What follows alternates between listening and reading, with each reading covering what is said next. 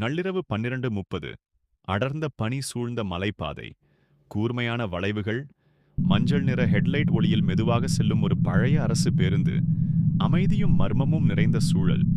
பழைய அரசு பேருந்தினுள்ளே காலியான இருக்கைகள். நடுவில் தனியாக அமர்ந்திருக்கும் ரமேஷ். சோர்வும் பதற்றமும் கலந்த முகபாவம். பேருந்து வழித்தடத்தில் நின்று டிக்கெட் மெஷினுடன் இருக்கும் கண்டக்டர். கண்களில் மர்மம். ரமேஷை கூர்ந்து பார்ப்பது. பயத்தில் மெதுவாக பின்னால் திரும்பும் ரமேஷ். பின்னால் 10 பேர் அமைதியாக அமர்ந்திருக்கிறார்கள். உயிரற்ற கண்கள், வெளிர்ந்த முகங்கள், அசையாத உடல்கள், பழைய உடைகள், அமானுஷ்ய அமைதி. பேருந்தின் பின்னணி கண்ணாடியில் ஒரே ஒரு மனிதன் மட்டுமே பிரதிபலிக்கிறான். ஆனால் உண்மையில் இருக்கைகளில் 10 பேர். மனதை உறைய வைக்கும் வியர்வை வழிந்த முகம், நடுங்கும் உதடுகள், மெல்ல குரல் எழுப்பும் ரம. மெதுவாக திரும்பும் கண்டக்டர்.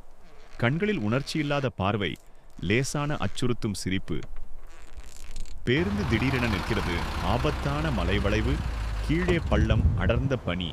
ரமேஷை நோக்கி திரும்பும் கண்டக்டர் கதவை நோக்கி சுட்டிக்காட்டுகிறான். இப்போ நீ இறங்குற நேரம். பயத்தில் வாயை திறந்து கத்த முயலும் ரமேஷ்.